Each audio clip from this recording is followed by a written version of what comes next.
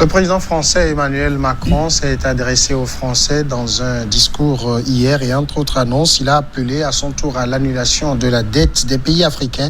Ce sera notre premier sujet du jour. Nous parlerons aussi du Mali où malgré la pandémie du Covid-19, le second tour des législatives est maintenu pour le 19 avril. Et puis en seconde partie, on parlera du Togo. Nous évoquerons le Fonds de solidarité non-Vichy. Près d'1 million de postulants ont été enregistrés.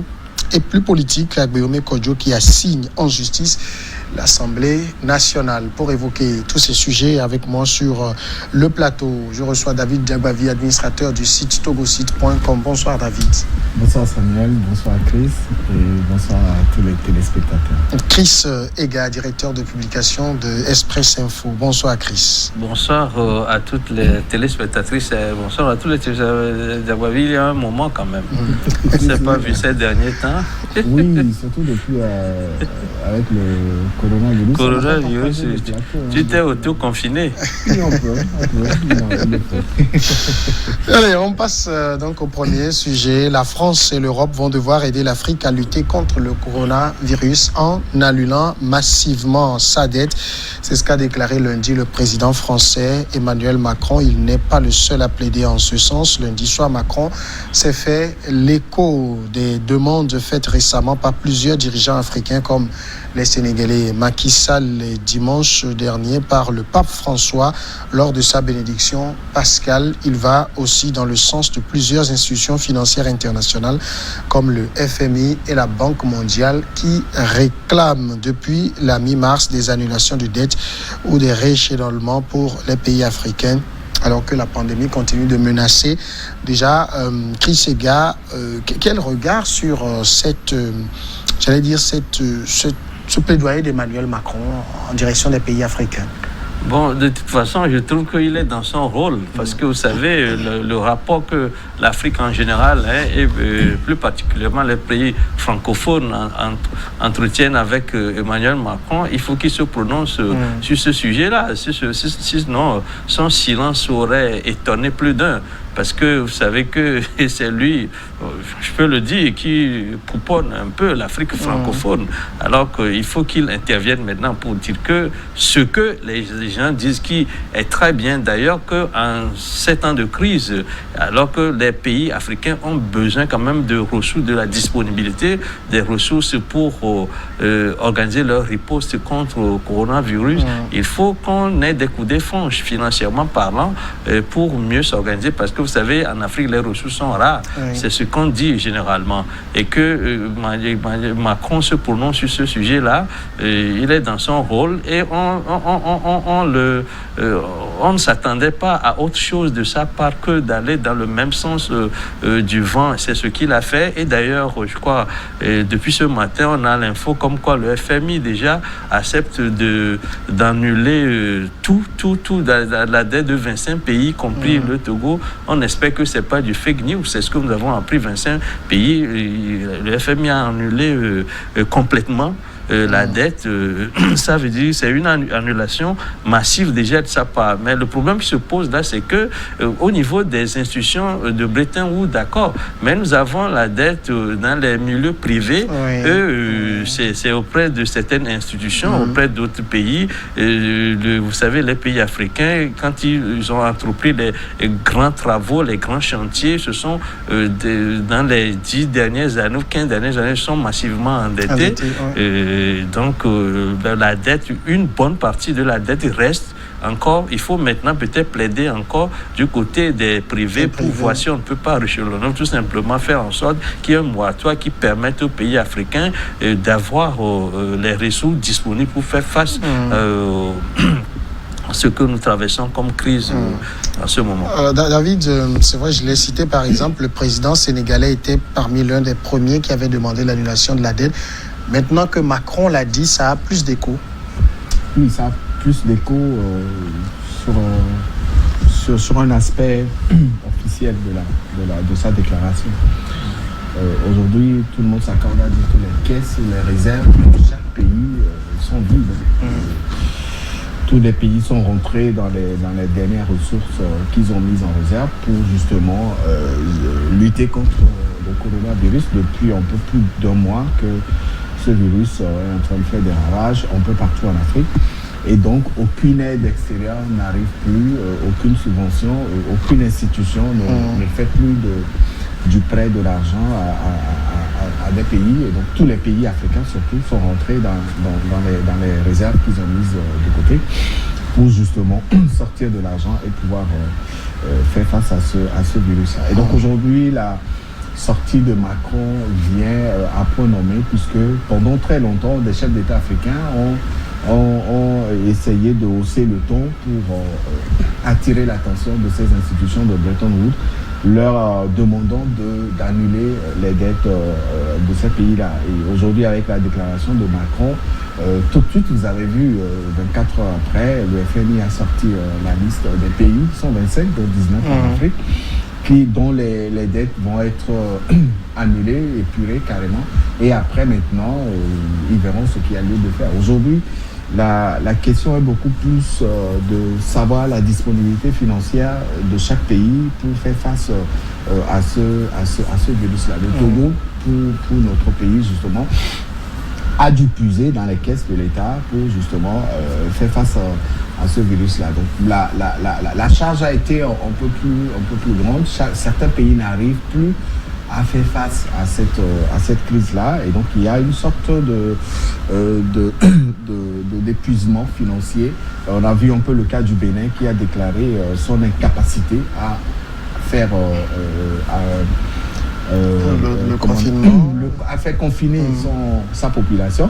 Ça veut dire que le Bénin a besoin de continuer les activités pour justement relancer l'économie de ce pays. Donc aujourd'hui que les caisses de ces pays africains sont un peu vides, il faut trouver une solution palliative, et l'annonce du gel de la dette par le FMI et les institutions de Bretton Woods vient justement apporter un nouveau souffle à ces pays qui font face à ce virus, surtout les pays africains qui sont les plus endettés au monde. On a vu sur les 25 États bénéficiaires, 19 viennent d'Afrique. Donc les pays africains sont les pays les plus endettés.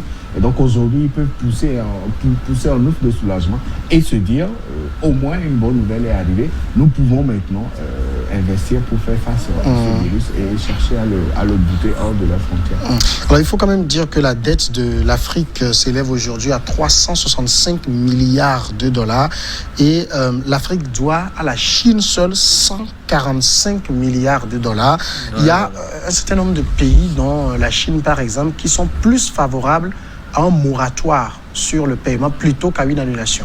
Voilà, parce que vous savez, quand on parle de la Chine, c'est ce que je disais tout à l'heure, que ces derniers temps, beaucoup de pays africains ont entrepris de grands travaux, de grands chantiers qui les ont obligés à s'endetter, surtout vis-à-vis de la Chine, parce que c'est la Chine qui est le dernier partenaire en date à investir massivement en Afrique. Oui. Lorsqu'on parle par exemple du FMI, c'est bien, il a fait des 19 pays africains sur les 25 vont avoir leur dette apurée, c'est vrai, ils vont plus payer les services de dette, ce qui est très bien.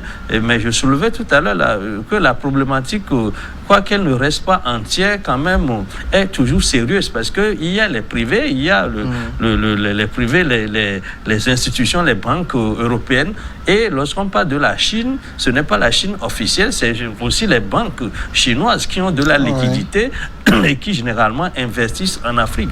Donc ces banques-là, ce sont des institutions privées, ce sont pas des institutions officielles en tant que telles. Il y a beaucoup d'institutions bancaires privées qui ne peuvent pas se permettre de donner comme ça de l'argent aux Africains. Au nom de quoi? Parce que c'est l'argent du privé qu'ils ont dans ces banques-là, c'est l'argent du contribuable, des gens qui ont travaillé et des gens qui parfois sont très riches, qui ont placé leurs sous dans ces banques-là, et ces banques-là tournent avec de l'argent qui leur appartient pas directement, mais qui appartiennent à des sociétaires. Il faut que ces gens-là, l'argent entre pour qu'on puisse puissent payer leurs dividendes. Donc, ce qui fait que le problème, c'est peut-être un moratoire qu'il faut solliciter de la part de ces institutions bancaires chinoises. Or, c'est la banque c'est les Chinois qui aujourd'hui tiennent le devant de la scène lorsqu'on parle du phénomène d'endettement. Donc, je disais que c'est vrai que c'est très bien qu'on en soit au point où certaines institutions comme le FMI aient accepté d'entrer dans la danse en faisant tout simplement cadeau de ces dettes aux pays africains, les 19 pays africains. Mais maintenant, la problématique, je le disais tantôt, quoi qu'elle ne soit plus entière, quand même reste tout de même sérieuse, parce qu'il faut que l'Afrique trouve maintenant les moyens pour payer les services de dette. C'est peut-être repousser, peut-être dire que pendant peut-être 3 ou bien 6 mois, ou bien pendant 6 mois, par exemple, on vous fait une situation qui vous permet de mieux reculer, de disposer des moyens dont vous avez, les rares moyens dont vous disposez pour faire face à la crise sanitaire. Ensuite, quand l'économie va reprendre, parce qu'il ne faut pas oublier que le coronavirus passera, mais il faut maintenant remettre le pays au travail. Il faut faire en sorte que les gens retournent au travail. Et le problème qui se pose, c'est que beaucoup des sociétés vont peut-être fermer et les gens seront au chômage. Il faut redonner de l'emploi aux gens. Il faut peut-être un plan d'investissement dans les sociétés privées pour permettre à ce qu'ils se remettent d'aplomb. Donc c'est un problème économique qui va se poser après le problème sanitaire auquel nous sommes en train de faire face aujourd'hui. Donc c'est crise sanitaire, bien entendu, mais après cette crise sanitaire-là, il y aura peut-être aussi une crise économique. Et c'est surtout cette crise-là que nous sommes en train de craindre, parce que c'est celle-là qui fera plus de mal aux Africains, parce qu'une chose est de trouver des ressources pour faire face aux ripostes, pour riposter contre le mal, mais une autre est ensuite, après, de faire face à la crise qui serait les conséquences tout simplement de cette situation de crise sanitaire que nous sommes en train de traverser. Et là, on aura besoin justement de ces bailleurs-là, de négocier avec eux pour qu'ils nous donnent des moratoires, nous permettent de repousser les échéances et pour nous permettre de respirer, remettre le pays d'aplomb, surtout sur le plan économique. Ensuite, on va voir. En tout cas, selon la Banque africaine de développement, pour la première fois en 25 ans, l'Afrique risque de connaître une véritable récession.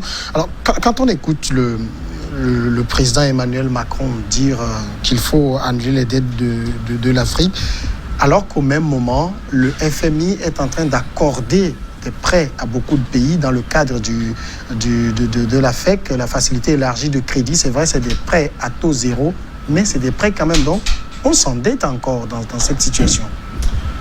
Oui, et l'endettement, c'est une perpétuelle... recommencement. On ne finit pas de s'endetter. Voilà, c'est un perpétuel recommencement, ça ne finit jamais. Je ne crois pas qu'il y ait un pays au monde qui ne soit pas endetté. Même les pays scandinaves... le Japon est le pays le plus endetté au monde, 200% de son PIB. Même les grosses puissances, quand on parle des États-Unis, la France, l'Allemagne, l'Angleterre, etc., c'est des pays immensément endettés. Et donc, mais c'est la solvabilité aussi. Oui. Ce sont des pays solvables. Voilà. Et puis ils en ont les ressources. Et donc, l'Afrique, pour le cas de l'Afrique, n'en parlons même pas. On n'a rien. C'est aussi la conséquence directe de la mauvaise gouvernance qui sévit en Afrique. C'est vrai que dans d'autres pays où il y a la bonne gouvernance, ils ont des dettes. Mais aujourd'hui, lorsque vous prenez la liste des 25 pays bénéficiaires du FMI, 19 viennent de l'Afrique. Et quand on vous donne le montant de la dette de certains pays en Afrique, mais ça fait trop dur. L'Afrique doit aujourd'hui un peu plus de 175 milliards à la Chine. Mais les 175 milliards de dollars ont servi à faire quoi? Quand vous parcourez un peu certains pays, vous dites non, mais c'est pas possible. On est endetté, mais en face, on ne voit pas de changement. À quoi sert l'argent qu'on va prêter chez le Chinois, chez le Français, auprès des institutions de Bretton Woods, etc. Et donc, c'est vrai, on décide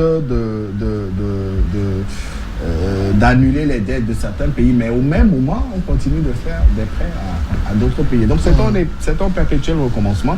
Vous venez prendre de l'argent, je vous fais un prêt de peut-être 10 milliards de dollars, mais pour me rembourser, vous me remboursez peut-être 10%, 20% d'intérêt sur peut-être 10, 20, 30, 40 ans.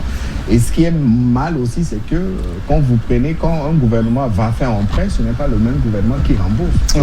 Le gouvernement qui suivra, ou alors ceux qui viendront après, qui vont rembourser. Donc aujourd'hui, la question de la dette en Afrique, moi, ça me peine un peu lorsqu'un président français demande que le FMI et les autres institutions annulent la dette de l'Afrique. Ce n'est pas... Ça fait aussi mal que certains présidents africains appellent à l'annulation de cette dette-là. C'est terrible. Moi, je ne comprends pas. Pourquoi on peut continuer de s'endetter alors qu'en face, on ne voit pas beaucoup de changements? Si au moins on avait des changements, on avait du développement, on avait de la transformation, on avait la lutte contre le chômage, etc., on comprendrait. Mais aujourd'hui, quand vous prenez certains pays, le Togo, le Bénin, on vous dit le Burundi fait partie des pays les plus endettés, mais quand vous arrivez aujourd'hui au Burundi, vous vous posez la question de savoir où va l'argent qui est prêté, à quoi ça sert aujourd'hui.